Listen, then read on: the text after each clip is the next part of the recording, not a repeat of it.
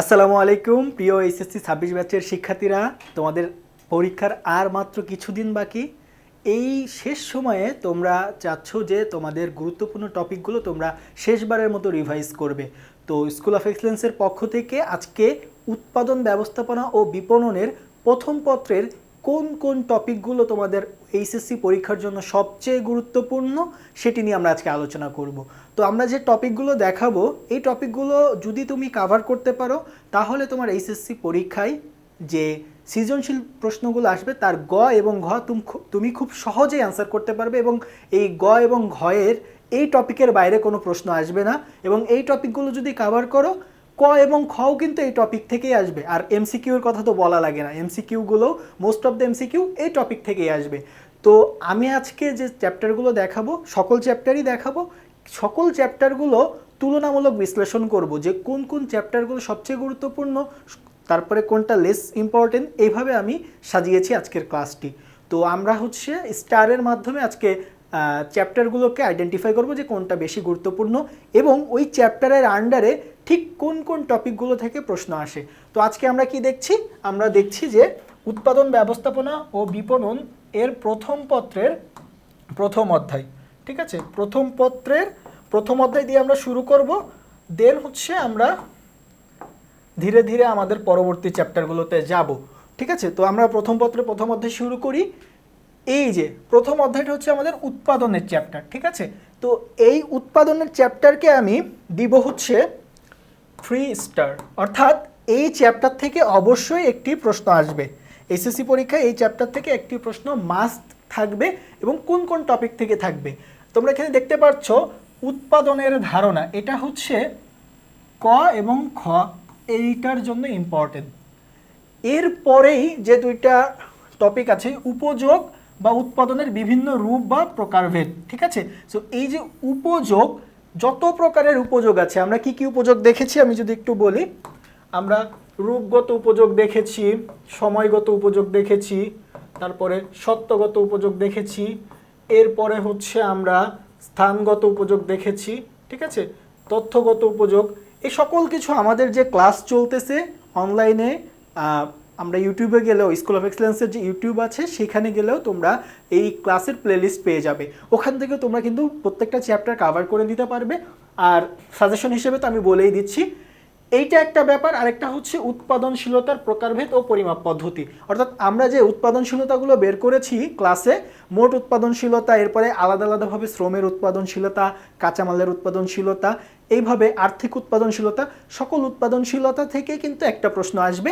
এখানে আসতে পারে ম্যাথ। ঠিক আছে, অর্থাৎ এখান থেকে তুমি অবশ্যই একটা গ নম্বরে ম্যাথ পাবে। ঠিক আছে, যদি এই চ্যাপ্টারে কোনো ভুল না হয় তাহলে দুইটা প্রশ্ন এই চ্যাপ্টার থেকে চলে আসতে পারে। একটা আসবে উপযোগ ভিত্তিক, আর একটা আসবে উৎপাদনশীলতা ভিত্তিক। অর্থাৎ একটা আসবে এটা কোন ধরনের উপযোগ গ নম্বরে, ঘ নম্বরে আরেক ধরনের উপযোগ নিয়ে যৌক্তিকতা দেখাতে বলতে পারে। আর আরেক ধরনের প্রশ্ন কি আসবে, গ নম্বরে বলবে যে এই প্রতিষ্ঠানের মোট উৎপাদনশীলতা কত, অথবা শ্রমের উৎপাদনশীলতা বা আর্থিক উৎপাদনশীলতা কত, এবং ঘ নম্বরে গিয়ে বলবে বিগত বছরের তুলনায় এই বছরের উৎপাদনশীলতার তুলনামূলক বিশ্লেষণ করো এবং বলার চেষ্টা করো যে প্রতিষ্ঠানটা কি ভালো করছে না খারাপ করছে, এবং ফিউচারে তারা এই প্রজেক্টে ইনভেস্ট করবে কিনা। ঠিক আছে, তো এই দুই ধরনের প্রশ্নই এক্সামে চলে আসতে পারে। আর যদি দুই ধরনের প্রশ্ন না আসে, অবশ্যই একটা প্রশ্ন আসবে এই দুই রকমের থেকে, এটা লিখে নাও। ঠিক আছে, আমি আবারও বলছি, এই দুইটা টপিক থেকে অবশ্যই যে কোনো একটা প্রশ্ন আসবেই আসবে। ওকে, আচ্ছা, এটা গেল আমাদের প্রথম অধ্যায়, এবং প্রথম অধ্যায়কে আমরা দিয়েছি 3 স্টার, অর্থাৎ এই চ্যাপ্টার থেকে অবশ্যই প্রশ্ন আসবে এবং এটা তোমাদেরকে পড়তে হবে। এরপরে আমরা চলে আসি আমাদের দ্বিতীয় অধ্যায়, যে অধ্যায়টির নাম উৎপাদনের উপকরণ। অর্থাৎ আমরা যে উৎপাদন কার্যক্রম পরিচালনা করব, এখানে আমাদের কি কি উপকরণ কাজে লাগে আমরা যদি একটু লিখি। এখানে আমাদের দরকার হয় কি কি, ভূমি, শ্রম, মূলধন, আর সংগঠন।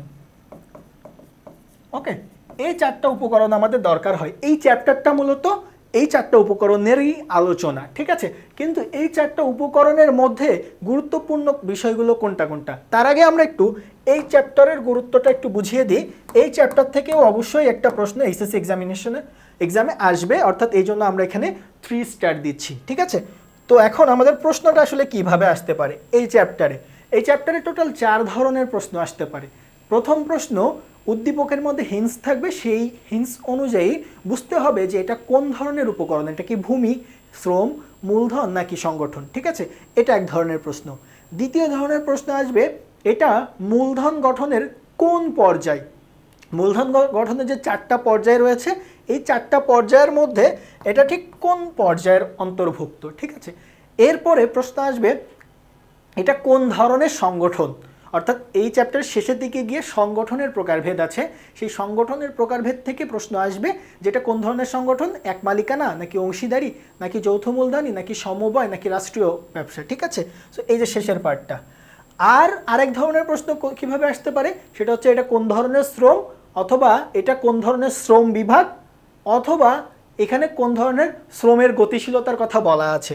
অর্থাৎ তাহলে আমরা এখানে 4 ধরনের প্রশ্ন আসবে, এবং 4 ধরনের প্রশ্নটা কিভাবে আসবে, প্রথম প্রশ্নটা আসবে উৎপাদনের উপকরণ সমূহ আইডেন্টিফাই করা, জাস্ট সিম্পলি আইডেন্টিফাই করা এবং এদের গুরুত্ব লেখা। ঠিক আছে, এরপরে প্রশ্ন কিভাবে আসতে পারে, শ্রম বিভাগ, অর্থাৎ শ্রমকে আমরা যে তাদের দায়িত্ব এবং হচ্ছে তাদের দক্ষতার ভিত্তিতে, অর্থাৎ তাদের যোগ্যতা যেমন আছে তার ভিত্তিতে তাদেরকে বিভিন্ন কাজে ভাগ করে দিচ্ছি, এইখানের যে প্রকারভেদগুলো আছে সেখান থেকে আসতে পারে।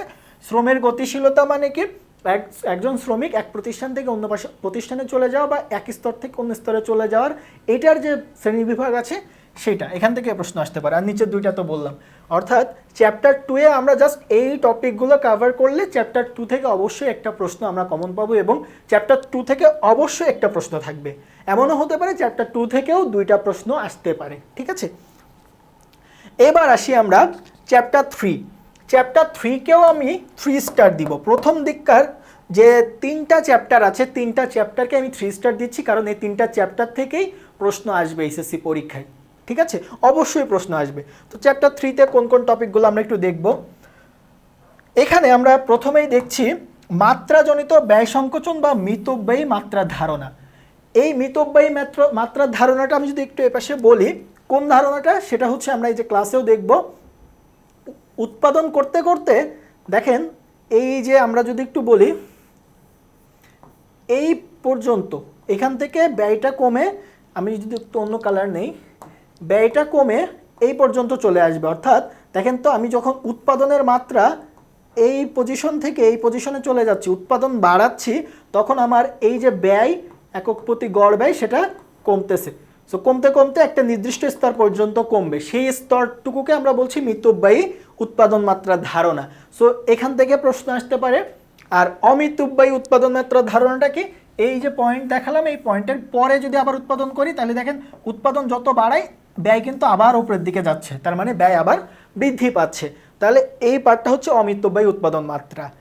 এবং এরপরে গিয়ে আমরা খুব টেকনিক্যালি এই জিনিসটা পড়ব, যেহেতু আমাদের 2022 সালে নতুন করে শিল্পনীতি এসেছে। কেন বলছি, এই যে ক্ষুদ্র, মাঝারি এবং বৃহদায়তন শিল্পের সংজ্ঞাগুলো জাস্ট আমরা পড়ব। কিসের ভিত্তিতে, একটা পড়ব ক্ষুদ্র শিল্প, উৎপাদনমুখী শিল্পের সংজ্ঞাটা কেমন, ক্ষুদ্র শিল্পের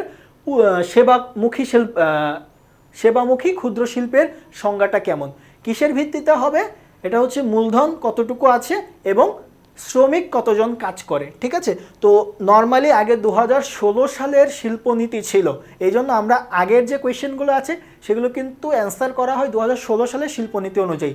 ঠিক আছে, কিন্তু এই 2016-র পরে যে শিল্পনীতি আবার নতুন করে 2022 সালে এসেছে, এই শিল্পনীতি অনুযায়ী কিন্তু আমরা ক্ষুদ্র, মাঝারি এবং বৃহদায়তন শিল্পের প্রকারভেদটা দেখব।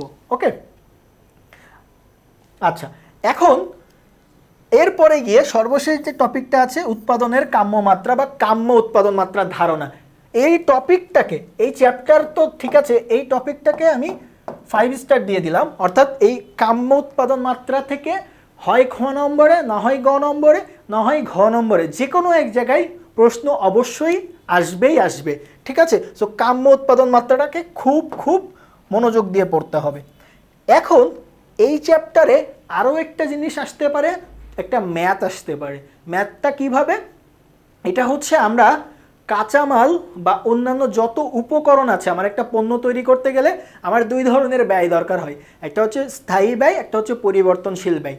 স্থায়ী ব্যয় এবং পরিবর্তনশীল ব্যয় যোগ করে এটাকে যতটুকু পণ্য উৎপাদন করছি সেটা দিয়ে যদি ভাগ করি তাহলে আমরা একক প্রতি উৎপাদন ব্যয় পাবো। ঠিক আছে, এই একক প্রতি উৎপাদন ব্যয়ের সাথে আবার কি যোগ করব, মুনাফা যোগ করব, করে একক প্রতি বিক্রয় পাবো। ঠিক আছে, তো এই একক প্রতি বিক্রয় এবং একক প্রতি উৎপাদন এবং মুনাফা বের করার ম্যাথ কিন্তু আসতে পারে এক্সামে। ঠিক আছে, সো ওই ব্যাপারটা আমরা একটু খেয়াল রাখবো। তো এটা গেল আমাদের প্রথম 3টা চ্যাপ্টারের আলোচনা। এখন যদি আমরা 4 নম্বর চ্যাপ্টারে চলে যাই, এই 4 নম্বর চ্যাপ্টারটাকে আমি দিব 2 স্টার, তার মানে এটা তুলনামূলক কম গুরুত্বপূর্ণ। এই অধ্যায় থেকে প্রশ্ন আসবে, একটা প্রশ্ন আসতে পারে অথবা অন্য একটা চ্যাপ্টারের সাথে এটা মার্জ হয়ে যেতে পারে। ঠিক আছে, তো এখানে কোন কোন প্রশ্নগুলো আসে, এই চ্যাপ্টারটা মূলত ম্যাথমেটিক্যাল, এই জন্য আমরা এখানে কি কি দেখব, মোট দেশজ উৎপাদন বা জিডিপি, তারপরে মোট জাতীয় উৎপাদন বা জিএনপি, নিট জাতীয় উৎপাদন বা এনএনপি, জাতীয় আয় ন্যাশনাল ইনকাম, মাথাপিছু আয়, জাতীয় আয় পরিমাপের পদ্ধতি। এখানে আমরা 3 ধরনের পদ্ধতি দেখি কি কি, একটা হচ্ছে উৎপাদন, একটা হচ্ছে আয়, আর একটা হচ্ছে ব্যয়। ব্যয় পদ্ধতিটা সবচেয়ে বেশি গ্রহণযোগ্য এবং বেশি ব্যবহার হয়। তো এই ব্যয় পদ্ধতি, উৎপাদন এবং আয় পদ্ধতিতে আমরা জাতীয় আয়টাকে পরিমাপ করতে পারি কিভাবে, এটা আমাদের ক্লাস যাবে, সেই ক্লাসে আপনারা দেখতে পাবেন। ওকে, সো ক্লাস থেকেও কনফিউশন দূর করে নিতে পারেন এবং আপনারা চাইলে বাসায় এই গুরুত্বপূর্ণ টপিকগুলো পড়তে পারেন। তো এই চ্যাপ্টারের প্রশ্নটা মূলত কিভাবে আসতে পারে, এই চ্যাপ্টারের প্রশ্নটা আসবে ম্যাথ রিলেটেড। ঠিক আছে, যে আপনাকে গ নম্বরে বলতে পারে যে মোট জাতীয় উৎপাদন বা নিট জাতীয় উৎপাদন বা হচ্ছে মোট দেশজ উৎপাদন এটা বের করো। ঘ নম্বরে গিয়ে বলতে পারে কি, মাথাপিছু আয় বের করো এবং তুলনা করো।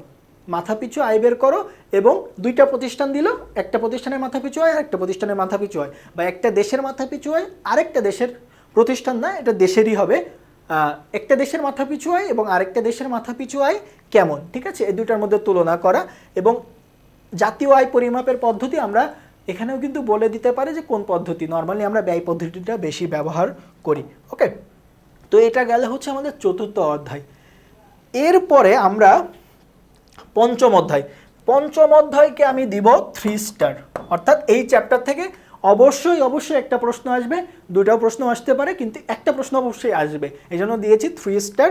এই চ্যাপ্টারে আমরা কি কি কভার করব, এই চ্যাপ্টারে আমরা দেখব হচ্ছে দ্রব্যের ধারণা, সেবার ধারণা, অর্থাৎ আমরা কোনো একটা জিনিস যে আমরা ভোগ করি, হয় সেটা দ্রব্য বা পণ্য হবে, দ্রব্যের মধ্যেই পণ্য বা সেবা আসে, সো হয় সেটা পণ্য হবে যেটা আমরা চোখে দেখতে পাই, হয় না হয় সেটা কি হবে, সেবা হবে যেটা আমরা চোখে দেখতে পাই না, অনুভব করি সেটা। ঠিক আছে, তো এই আমাদেরকে আইডেন্টিফাই করতে হইতে পারে যেটা কি দ্রব্য নাকি এটা কি সেবা। ঠিক আছে, এরপরে মোস্ট ইম্পর্টেন্ট যে পার্টটা, এই যে সেবার বৈশিষ্ট্য, এটাকে আমি 3 স্টার দিচ্ছি, অর্থাৎ এইটা আমার গ নম্বরে অথবা ঘ নম্বরে, অবশ্যই আমাদের গ নম্বর অথবা ঘ নম্বরে আসবে।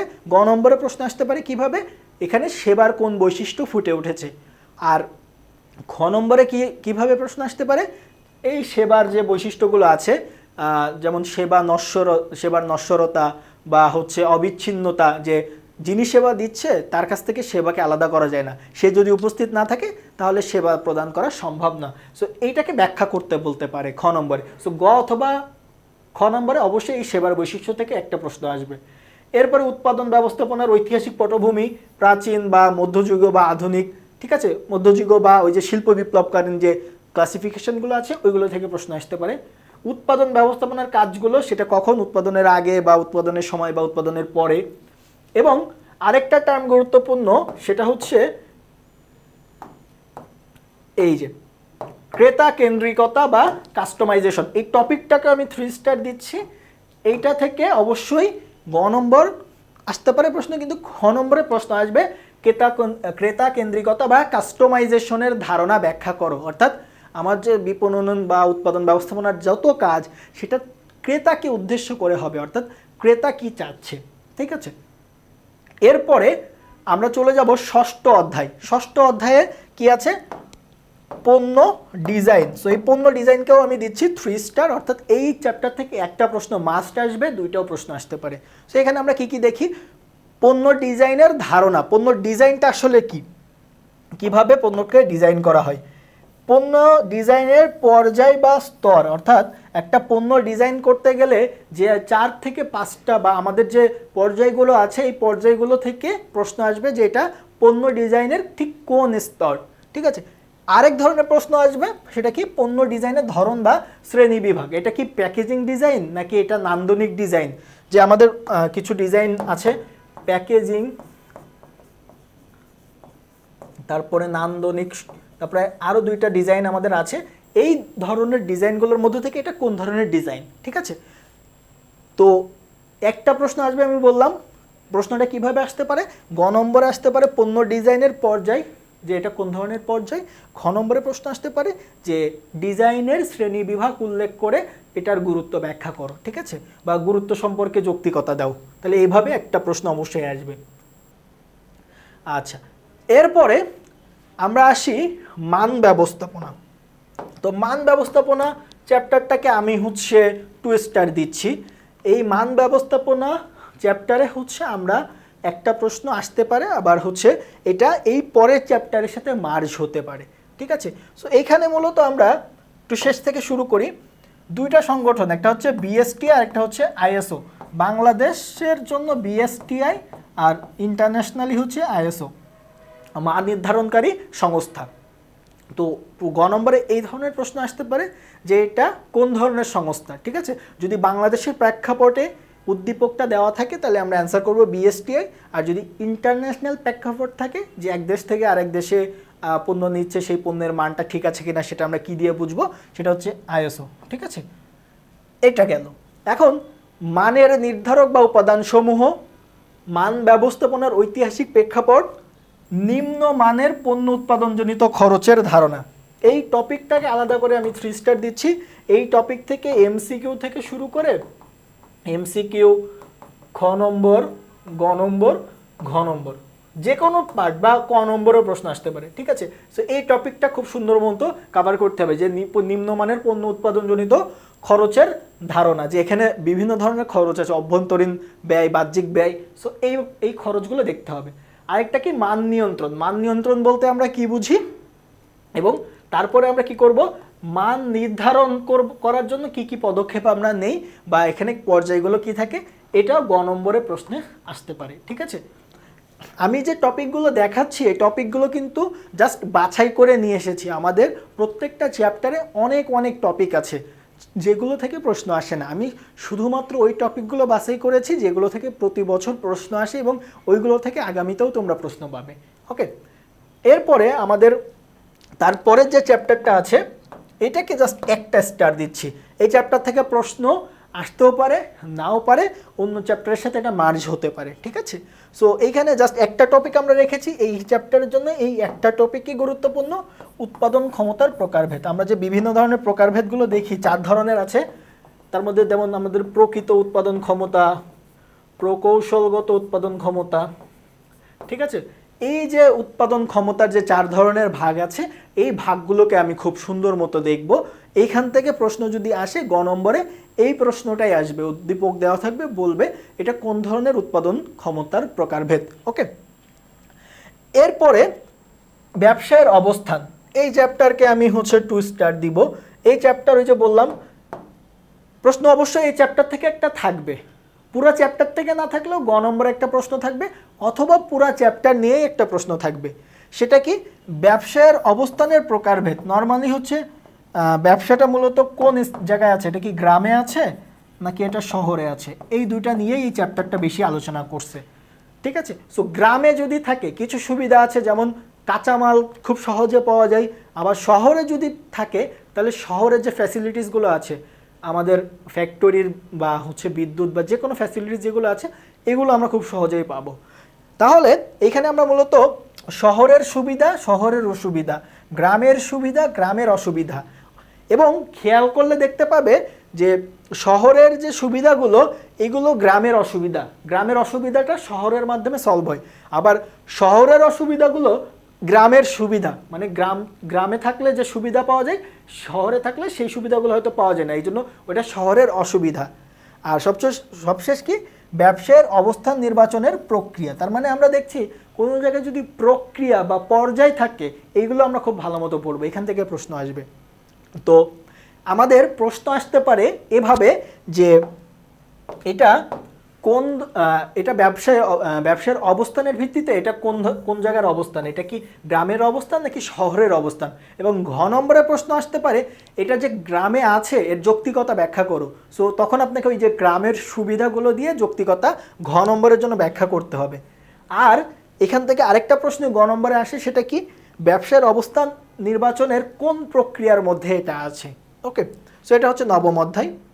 দশম অধ্যায় এবার সর্বশেষ অধ্যায়, এটাকে আমি টুইস্টার দিচ্ছি, এইখান থেকে পুরোপুরি একটা প্রশ্ন আসতে পারে অথবা এই চ্যাপ্টারটা অন্য চ্যাপ্টারের সাথে মার্জ হতে পারে। সো এখানে কোন কোন টপিকগুলো আমরা একটু দেখব।